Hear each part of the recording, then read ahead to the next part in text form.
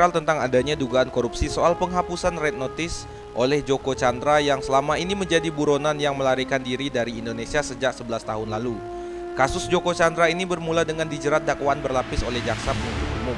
Dugaan dakwaan pertama yaitu melakukan tindak korupsi KC Bank Bali dan merugikan Indonesia sebesar 940 miliar yang dakwaannya tidak diterima Majelis Hakim Pengadilan Jakarta Selatan.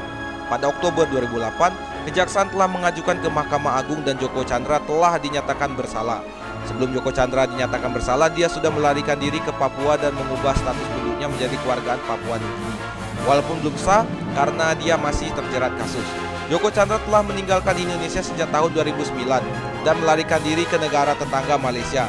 Kabak Reskrim dengan membentuk tim Polri yang bekerja sama dengan tim kepolisian di Raja Malaysia berhasil menangkap buronan Joko Chandra pada sore hari. Joko Chandra saat ini telah diperiksa oleh Direktorat Tindak Korupsi Bareskrim Polri pada Senin 24 Agustus 2020 dengan dugaan suap yang terikat penghapusan Red Notice dan saat ini telah menjalani hukuman di Lapas Salemba, Jakarta Pusat. Dalam kasusnya, tersangka korupsi KC Bank Bali ini telah mengakui melakukan suap terhadap 2 jenderal polisi, yakni Irjen Pol Napoleon Bonaparte dan Brigjen Pol Prasetyo Utomo, yang sekarang sebagai tersangka dan kedua jenderal telah mengakui telah menerima suap tersebut.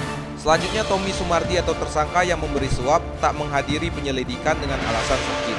Untuk saat ini, Humas Polda Metro Jaya tidak menyampaikan secara detail jumlah uang suap yang diberikan dan guna melakukan penyelidikan guna menelusuri siapa saja yang terlibat dalam kasus ini.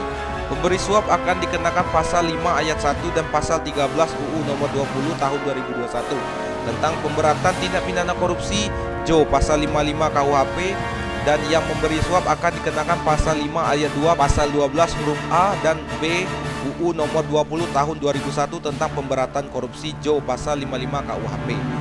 Berita ini dikutip dari kompas.com.